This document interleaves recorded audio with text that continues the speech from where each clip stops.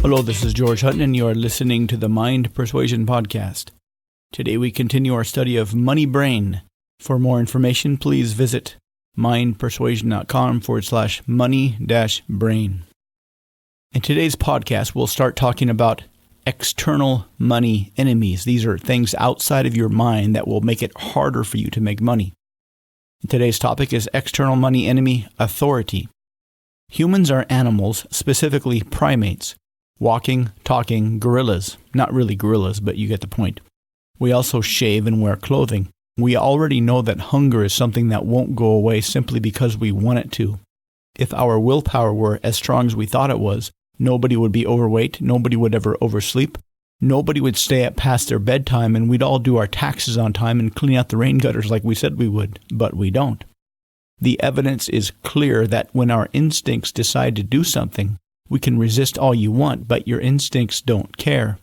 If your goals were to lose weight, you'd have to fight constantly against your never-ending hunger instinct. If your goal was to get a degree in something difficult, you'd have to fight against your instincts which don't like using more brain power than you need to. But when it comes to making money, there are two very powerful and nearly invisible instincts that seemingly collaborate to keep you as poor as possible. And unless you fully understand these, the never-ending goal of getting more money will always be difficult. Social instincts. Humans are highly social creatures, and there are two powerful instincts that regulate our social behavior. We can do a couple of quick mental experiments to see how a group of highly organized primates would do much better than a group of more independently minded primates. Top-down hierarchy. Well, imagine a first group of primates, maybe 50 or so, some old, some young. They all live and travel together. They all know each other since they were born together. Throughout our evolutionary history, we lived in groups. We can look to groups of other primates like chimps and gorillas to see how it might have been like. As we started to develop higher thinking skills, we needed to kind of figure stuff out. If you've ever been in a group without a leader, this can be maddening. Nobody wants to choose what to do because nobody wants to get in trouble if what they choose doesn't work. On the other hand, if you can imagine being in a group with a strong leader, one who usually makes competent decisions and makes them so confidently everybody goes along with them, this is much more efficient. Let's imagine this group with a strong leader and a bunch of obedient followers. Now we can imagine a second group where every single time the group must decide what to do, nobody wants to be in charge. It's easy to imagine that the first group with a very strong top-down hierarchy will do much better, on average, over time than the second group. Since the long, slow changes of evolution only require a very tiny advantage to spread through any population, after a while, the primates in the group without a strong leader and without a top-down hierarchy would eventually go extinct. Since making decisions can make the difference between getting necessary calories for survival and not getting them, the top-down hierarchy group would survive. Plenty of studies bear this out. They put 10 random strangers in a group and give them a task. Invariably, they'll organize into a tight hierarchy, not only with a clear leader, but a clear structure all the way down. Then they take the top people in each group and put them together in another group. Once again, they form a hierarchy with one person on top and then all the way down. Then they take several of these groups and put all the lower level people in their own group, and again they form a hierarchy. Milgram Experiment. This famous experiment was done shortly after World War II to see how an entire country could simply do what they were told without question. The experiment consisted of 3 people: the authority, the teacher, and the learner. The teacher was told that this was a new type of memory test, that they would ask questions to the learner and then give them electric shocks if they got the answer wrong.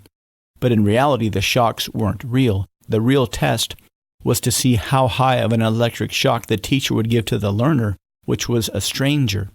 The guy pretending to be the learner was in on the experiment and pretended to be in pain at the fake shocks. Before the test, most academics expected that maybe 5 or 10% would give shocks. They fully expected that most people would refuse. They were wrong. Nearly 70% of people gave the guy shocks even when he was begging them to stop, all because an authority figure said that it was okay. Dangers of authority.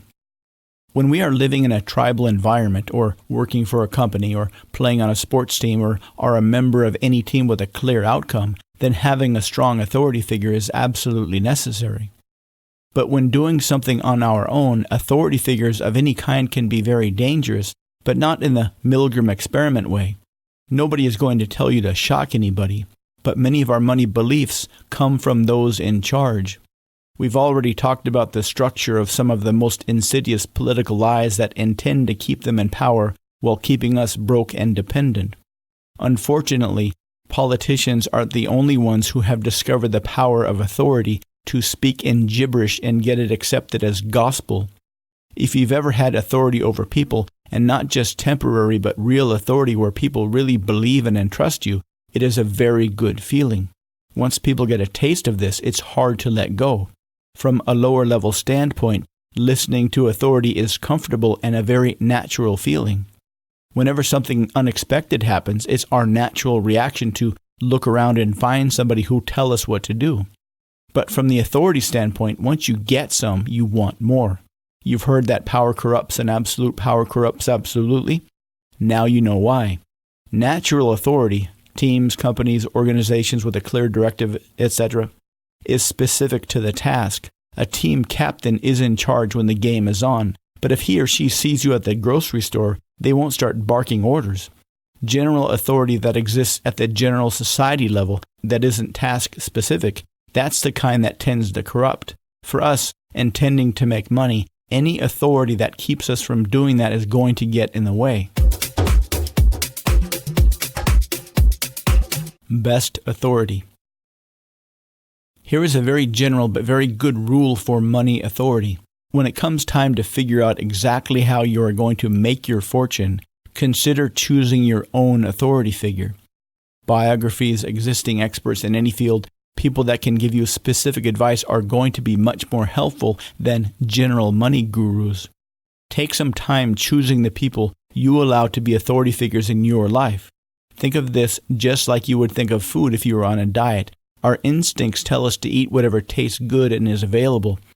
But your rational mind says you better check the label to make sure it has healthy ingredients. Treat authority figures the same way. Instead of just listening to people who sound good and make you feel good, like unhealthy food tends to taste good, take some time using your rational mind. Take apart their message carefully, just like reading food labels. Will they help you achieve your goals? Is the information specific or general? Later we'll dive into more detail on how false money gurus can make easy millions. But first, we've got one more social instinct to talk about. We'll talk about that in our next podcast. I'm George Hutton. Thank you for listening to the Mind Persuasion Podcast. I look forward to speaking with you again soon.